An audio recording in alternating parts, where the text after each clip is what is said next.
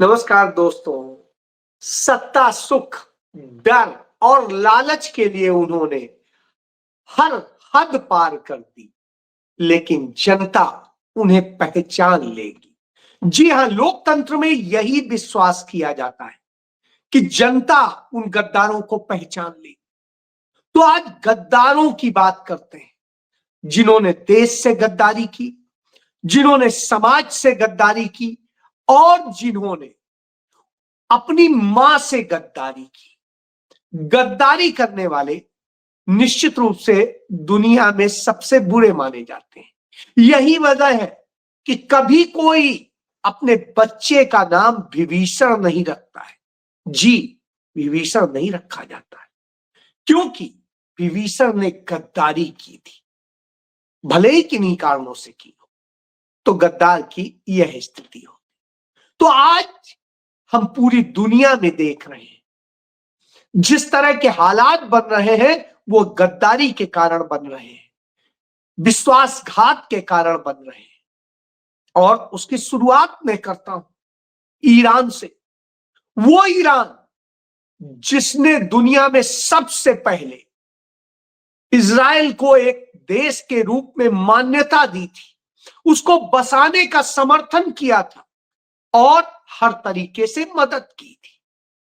वो ईरान जब परमाणु अप्रसार संधि दुनिया में पहली बार आई तो 1968 में सबसे पहला देश ईरान था जिसने उस पर साइन कर दिए थे कि हम परमाणु पे प्रसार पे नहीं जाएंगे, हम मानवता के खिलाफ नहीं है। जी हां, इस तरह के संदेश दिए थे, लेकिन उसके साथ गद्दारी हो गई। उस वक्त भारत की प्रधानमंत्री श्रीमती इंदिरा गांधी ने उस पर साइन करने से स्पष्ट मना कर दिया था और उन्होंने भारत को परमाणु संपन्न बना दिया।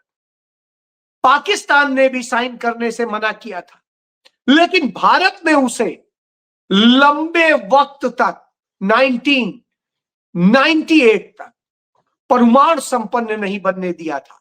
लेकिन जब अटल बिहारी वाजपेयी आए और उन्होंने जाके अमेरिका के साथ मिलके जहां मुआचाही की और लप्पी झप्पी हुई, उसके बाद में अमेरिका से एक डील होती है और डील का नतीजा यह होता है कि पाकिस्तान परमाणु संपन्न बन जाता है। भारत देखता रह जाता है और फिर वही अटल बिहारी वाजपेयी जो है 1999 में भारत की कारगिल पर कब्जा कर लेने देते हैं और फिर उसे छुड़ाने के नाम पे इस देश को उस भीड़ में झोंक देते हैं, इस देश के सैनिकों को झोंक देते हैं। सैकड़ों सैनिक मर जाते हैं, सैकड़ों लोग मर जाते हैं और इस तरह हजारों लोगों की मौत के बाद में कहा जाता है हमने अपनी कारगिल की चोटी छुड़ा ली पाकिस्तान के कब्जे से। जी हां, जो कब्जा भी उन्होंने ने करवाया और छुड़ा लिया। उसका नतीजा यह होता है कि वो तुरंत अपनी जो उनकी सरकार डामाडोल थी, बैसाखियों पे थी, तत्काल भंग करके दोबारा चुनाव कराते हैं और 99 का चुनाव जीत लेते हैं अच्छे वोटों से राष्ट्रवाद के नाम पे। जी, इसी तरह के खेल होते हैं।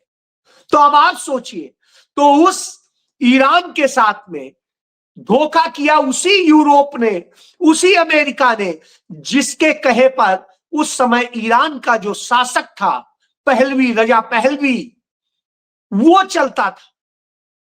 और वो कैसा गद्दार था कि उसके पिता को जिन्होंने मार डाला, उस यूरोप और अमेरिका का वो पिट्ठू बन के बैठा था उस सत्ता में, अपने पिता को मारने वालों के साथ बैठ गया और उसने उसका अपवाद नहीं किया। तो अब आप समझ सकते हैं कि ऐसे गद्दार होते हैं। बहरहाल खोमैनी ने, जो खोमैनी थे, आयतुल्लाह खोमैनी, जो पहले शासक थे इस्लामिक क्रांति के, वो जब बैठे तो उन्होंने इस व्यवस्था को बदलने की दिशा में काम शुरू किया। लेकिन समझौते तो देश के देश से होते हैं। जैसे नरेंद्र मोदी तमाम समझौते करके आज देश को अमेरिका के कदमों में डाल चुके हैं, और जिस तरह से उन्होंने अमेरिका और इजराइल के कदमों में भारत को डाल दिया है, उस गद्दारी की सजा आज भारत भुगत रहा है। और भारत में भारत के नागरिक जगह जगह एलपीजी सिलेंडर के लिए मारे मारे घूम रहे हैं। ये तो धन्यवाद करिए ईरान का कि उसने हमें दो हमारे जो है तेल के गैस लाने वाले वो पोत मंजूरी दे दी और वो वहां से चल दिए, एक पहुंच भी गया। तो अब आप समझिए कि इस तरीके से गद्दारी की सजा पीढ़ियां भुगतती हैं और सबको झेलना पड़ता है। उसी की सजा ईरान भी भुगत रहा है कि वहां पर अमेरिका इजराइल सब हमले कर रहे हैं। आज यदि उसके पास में परमाणु क्षमता होती और उसने वह साइन नहीं किया होता, जो वहां का राजा था, रजा पहलवी, तो शायद आज ईरान की यह बदतर स्थिति नहीं होती। वहां के सुप्रीम लीडर नहीं मारे जाते, वहां इतने बच्चे नहीं मारे जाते, निर्दोष नागरिक नहीं मारे जाते, इतना भारी भरकम नुकसान ना होता। ये तो ईरान के लोगों का दम है कि वो लगातार लड़ रहे हैं और मुकाबला कर रहे हैं, और ऐसा मुकाबला कर रहे हैं कि अमेरिका की हालत बिगड़ गई है।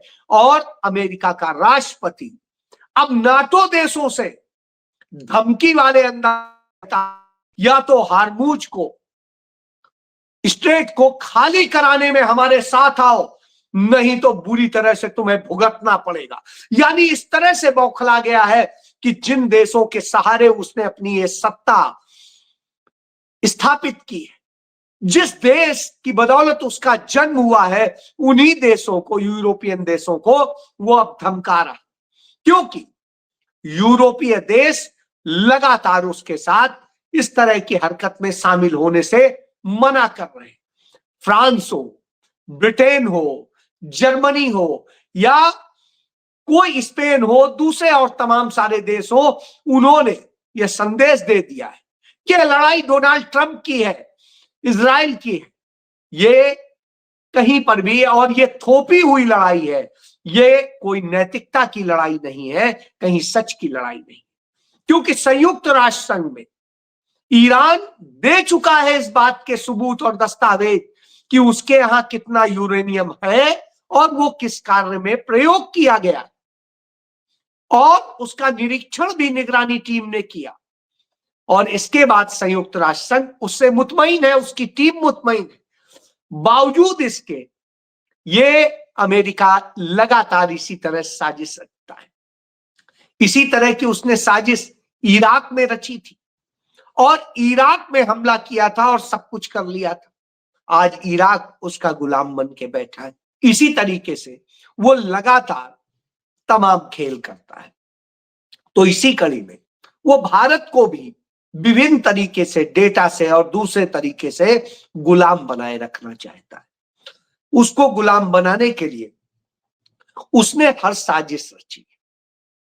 भारत के पेट्रोलियम से लेके सबको सरेंडर करा दिया है। भारत की इंटरनल सिक्योरिटी हो, नेशनल सिक्योरिटी हो, या अर्थव्यवस्था हो, विदेश नीति हो, इन सब को नरेंद्र मोदी ने उसके कब्जे में रख दिया है। जब यह दशा हो, उसके अलाइन कर दिया है, तो भारत की संप्रभुता अपने आप खत्म हो जाती। तो यह काम किया है, इसलिए इस गद्दारी की सजा आज भारत भुगत रहा है, भारत के नागरिक भुगत रहे हैं। और ये यहीं सीमित नहीं है।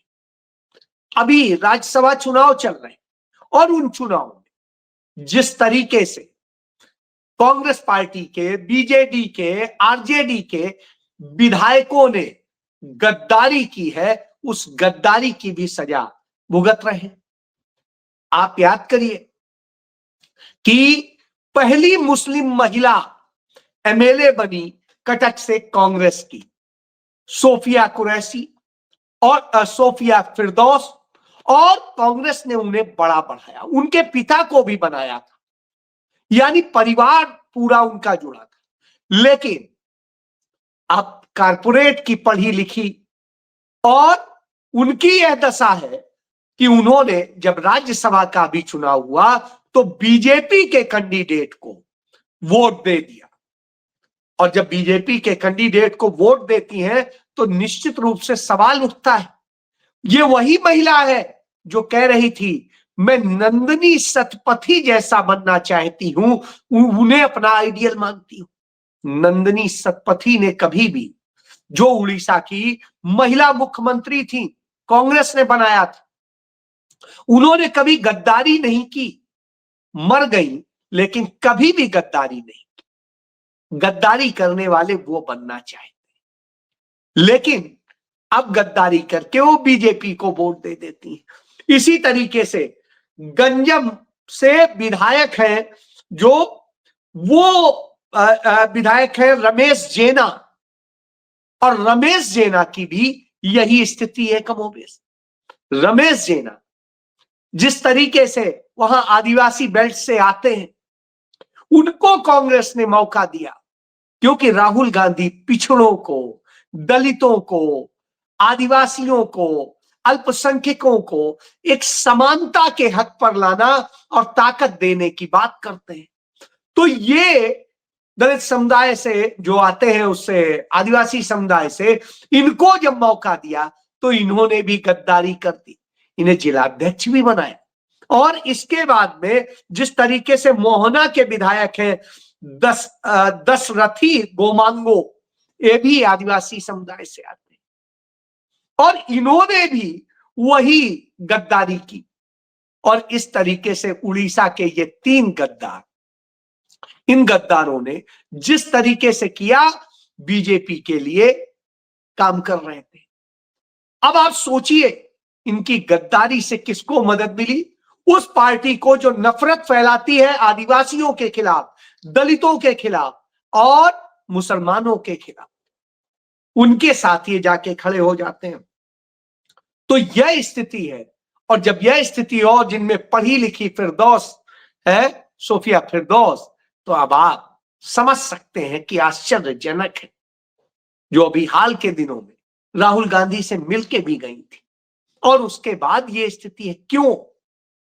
क्योंकि साहब अपने पिता के धंधे चलने हैं, अपना सत्ता चाहिए, और सत्ता के लिए, लालच के लिए, डर के लिए ये करते हैं, ये गद्दारी है।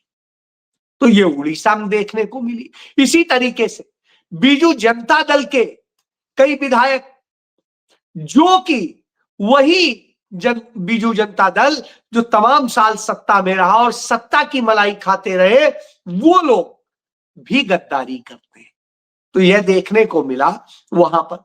इसी तरीके से बिहार में देखने को मिला कि बिहार में जो है पिछड़ों को राहुल गांधी हक देने की बात करते हैं, वो किस तरह का काम करते हैं और दलित किस तरह का काम करते हैं। तो कांग्रेस के 6 एमएलए जीते थे, 6 में से 3 जो मनोज विश्वास, वो कांग्रेस के साथ धोखा करते हैं, गद्दारी करते हैं। मनोहर प्रसाद सिंह वो गद्दारी करते हैं और सुरेंद्र कुशवाहा वो गद्दारी करते हैं। और उसके बाद राष्ट्रीय जनता दल के फैसल रहमान वो गद्दारी करते हैं।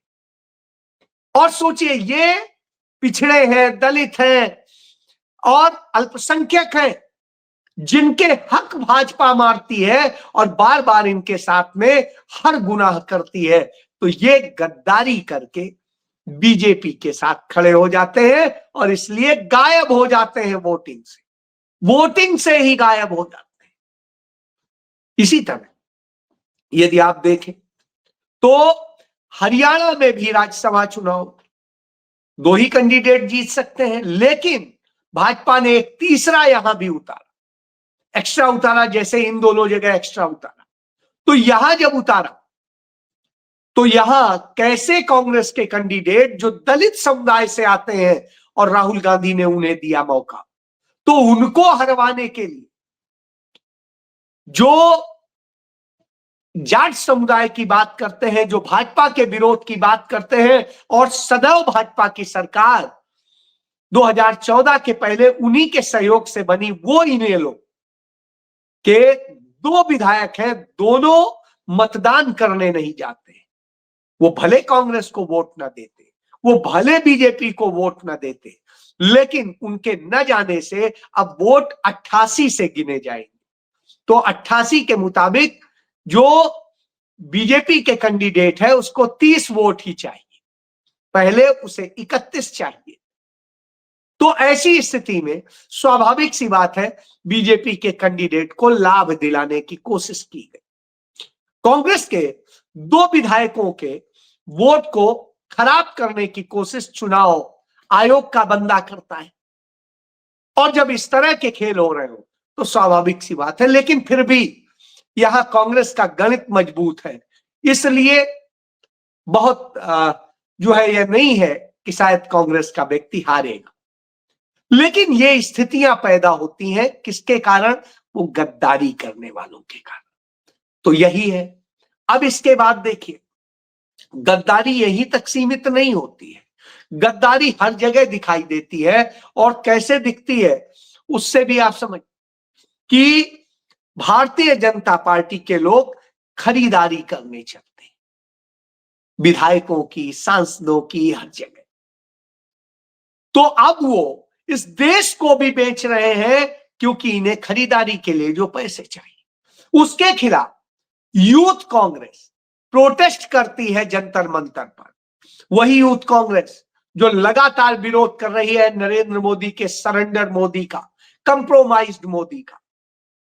तो उनके लोगों को गिरफ्तार कर लिया जाता है और उन्हें धमकाया जाता है, लेकिन जब उन्हें गिरफ्तार करके बस ले जा रही होती तो उसकी सीएनजी खत्म हो जाती है।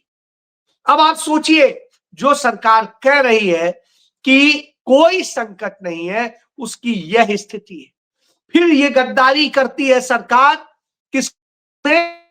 इस देश के अर्धसैनिक बलों के साथ में, जो बीजेपी के साथ खड़े होते आए, उन अर्धसैनिक बलों में, जिनमें बीएसएफ भी है, सीआईएसएफ भी है, सीआरपीएफ भी है, आईटीबीपी भी है, एनएसजी भी है, एसएसबी भी।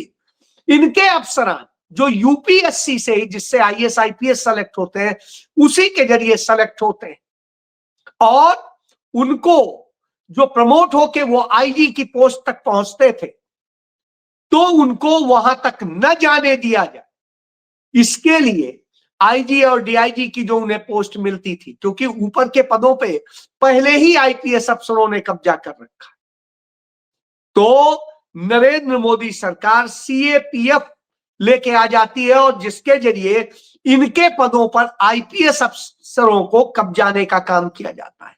इस तरह से करीब 11 लाख उन समर्पित अफसरों जो वास्तव में लड़ाई लड़ते हैं, गंभीर परिस्थितियों में लड़ते हैं, उनके हक छीनने का काम करते हैं। जब उनके हक छीनने का काम करते हैं तब समझ में आता है कि क्या होता है। एक और गद्दार की बात करता हूं, वो थे जो भारत में चीफ जस्टिस ऑफ इंडिया रहे थे, वो गोगोई और रंजन गोगोई। वो रिटायर हो गए राज्यसभा सदस्य से, लेकिन आज तक एक सवाल सदन में नहीं पूछ सके, एक सवाल। और तब कह रहे थे नहीं, मेरा सदन में जाना बहुत जरूरी है। आज यह स्थिति है, एक सवाल नहीं पूछ सके, एक ही डिबेट में सिर्फ शामिल हुए थे, वो भी जिसे कहेंगे ना बराबर। तो उन्होंने गद्दारी की इस देश के न्याय के साथ में, न्यायपालिका के साथ में, और उसका नतीजा है ये।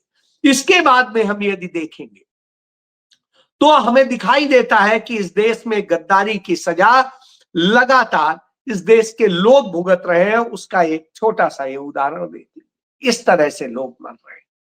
घर में रसोई गैस नहीं है, खत्म हो चुकी है, इंडक्शन मिल नहीं रहे हैं, और सरकार ये कर रही है। महंगाई इस स्थिति में आ गई है कि महंगाई 11 महीने में सबसे ज्यादा स्थिति में पहुंच गई है, और रुपया सबसे बुरी स्थिति में पहुंच गया है। जब यह हो गया तब, क्योंकि उस डोनाल्ड ट्रंप के भरोसे जो बैठे थे लोग, तमाम देश आज वो पीड़ा में है क्योंकि डोनाल्ड ट्रंप ने उनके साथ गद्दारी की और सुरक्षा नहीं दे पा रहे। इसलिए फ्रांस ने इस युद्ध में शामिल होने से मना कर दिया, ऑस्ट्रेलिया ने मना कर दिया, जापान ने मना कर दिया, ब्रिटेन ने मना कर दिया, दक्षिण कोरिया ने मना कर दिया, चीन ने मना कर दिया। सबने कह दिया हम नहीं शामिल होंगे।